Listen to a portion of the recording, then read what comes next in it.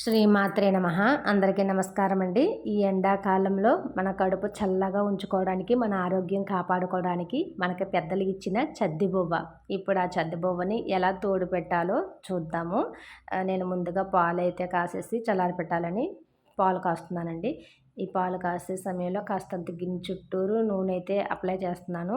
ఇలా నూనె రాయడం వల్ల పాలు పొంగకుండా లోపల లోపలే మరుగుతుందన్నమాట. పాలు ఊరికి పొంగవు.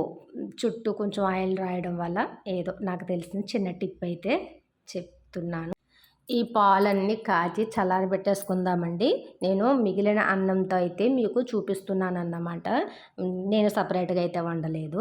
మిగిలిన అన్నం అంతా కూడా ఒక గిన్నెలో సపరేట్‌గా తీసేసుకుని, ఈ పాలు చల్లారిన పాలు అంటే మరీ చల్లారిపోకూడదు కదా! అందరికీ తెలిసింది పాలు ఎలా తోడుపెట్టుకుంటాం. అలా కొంచెం గోరువెచ్చటగా ఉన్నప్పుడు నేను మిగిలిన అన్నంలో ఈ పాలు కొంచెం దానికి అవసరమైనంత పాలు పోసేసి, ఒక అర చెంచాడు పెరుగుని వేసేసి తోడుపెట్టేసాను. అంటే చుట్టూ కొంచెం ఉల్లిపాయలు కూడా వేసుకున్నానన్నమాట. అంటే నాకు బాగా చిన్నప్పటి నుంచి అలవాటు అందులో ఉల్లిపాయలు వేసుకొని తినడం. వేసుకునే వాళ్ళు వేసుకుంటారు. వద్దు మనకి జలుబు ఎక్కువగా చేసేస్తది అనుకున్న వాళ్ళు కూడా ఉల్లిపాయలు కూడా తీసేసుకోండి. మీ ఆరోగ్య రీత్యానే ఉల్లిపాయలు వేసుకోండి. ఇలా అయితే నేను తోడు పెట్టేసి పక్కన పెట్టేసానన్నమాట. ఇందులో ఈ చద్ది పువ్వులో మనకి ముఖ్యమైన బ్యాక్టీరియాస్ అయితే చాలా ఉన్నాయండి. బ్యాక్టీరియా ఏంటంటే లాక్టోబాసిల్లస్ అనే బ్యాక్టీరియా మంచి బ్యాక్టీరియా అంటండి. ప్రేగుల వ్యవస్థని మెరుగుపరుస్తుంది. ఈ లాక్టోబాసిల్లస్ అనే బ్యాక్టీరియా డెవలప్మెంట్ అవుతూ ఉంటే కడుపులో జీర్ణ వ్యవస్థలో ఏర్పడే యాసిడ్, చెడు యాసిడ్ని నిర్మూలన చేస్తుందంటండి.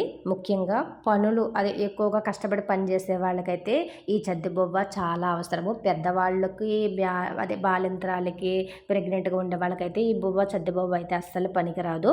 మెయిన్ ముఖ్యంగా సాఫ్ట్వేర్ జాబులు చేసేవాళ్ళు ఉంటారు కదా, ఎండలో ఎక్కువగా కష్టపడి పనిచేసే వాళ్ళకి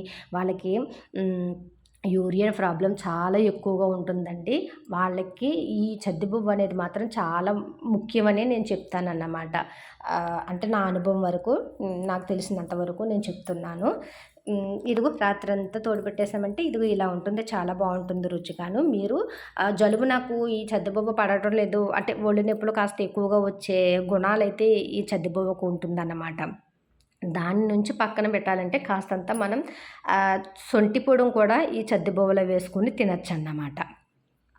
అంటే మొత్తానికి మనం ఏదో కాస్త ఒళ్ళు నొప్పులు వస్తాయి, జలుబు చేస్తుందన్న కారణం చెప్పి చద్దిబువ్వను పక్కన పెట్టకుండా ఇందులో కాస్తంత చుంటు పొడి వేసుకొని తినొచ్చు, లేదంటే ఒక పచ్చిమిరపకాయ ముక్కలు వేసుకొని తినొచ్చు. అంటే ఆ కారం వల్ల ఏమవుతుందంటే ఈ శీతలం అనే ఈ గుణాన్ని పక్కన పెట్టేస్తుంది అన్నమాట. అలా కూడా ఈ చద్దిబువ్వని తీసుకోవచ్చు అనేసి నా అభిప్రాయము. అలా కూడా ఆరోగ్యానికి మంచిదే. చుంటు పొడి అయితే ఇంకా బాగా పనిచేస్తుందండి. వీలైనంత వరకు నాకు ఒళ్ళు నొప్పులుగా ఉంది, జలుబు చేస్తుంది అనుకునే వాళ్ళు చుంటు పొడి వేసుకొని తినడానికైతే మాత్రం ప్రయత్నం చేయండి. ఈ జీర్ణ వ్యవస్థలో ఏర్పడే యాసిడ్ని, చెడు యాసిడ్ని అయితే నిర్మూలన చేస్తుందటండి ఈ సద్దిబువ్వ. నాకైతే ఈ సద్దిబువ్వ చిన్నప్పటి నుంచి చాలా అలవాటు అన్నమాట. మా అమ్మ ఎప్పుడూ ఈ సద్దిబువ్వే నాకు పెట్టేవారు. మా అమ్మ, మా అమ్మమ్మ, మా పెద్దమ్మ ఉదయం నాకు ఇడ్లీలు, దోసలు తర్వాత విషయం. ముందు ఫస్ట్ ఇది తినేదాన్ని అన్నమాట.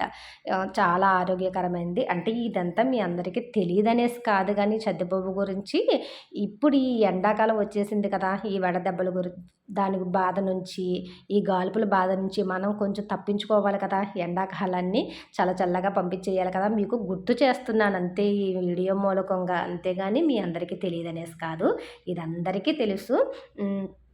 ఈ సమయానికి ఈ చద్దిబువ్వ తినడం చాలా అవసరం అని చెప్పేసి ఈ వీడియో చేస్తున్నాను. మరి నాకు తెలిసినంత వరకు చద్దిబువ్వ గురించి, దాంట్లో ఉన్న ప్రయోజనాల గురించి చెప్పాను. అందరూ కూడా చక్కగా మీ ఆరోగ్యరీత్యా ఈ చద్దిబువ్వని దృష్టిలో పెట్టుకొని కనీసం వారానికి 1 రోజో 2 రోజులు తినడానికి ప్రయత్నం చేయండి. మరి ముఖ్యంగా చిన్నపిల్లలకి ఈ ఎండల్లో స్కూల్ సెలవులకి ఎక్కువగా ఎండల్లో ఆడుకుంటూ ఉంటారు కదా, వాళ్ళకి వడదెబ్బ తగలకుండా ముఖ్యంగా చిన్నపిల్లలకు కూడా ఎక్కువగా వారంలో 4 రోజులు పెట్టడానికైతే మాత్రం ప్రయత్నం చేయండి. నాకు తెలిసినంత వరకు చెప్తున్నాను.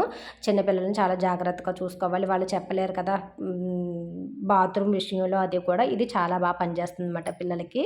నాకు తెలిసినంత వరకు ఈ చద్దిబువ్వ గురించి నా అనుభవం మేరకు మీ అందరితో పంచుకున్నాను. ఉంటానండి మరి. శ్రీమాత్రే నమః.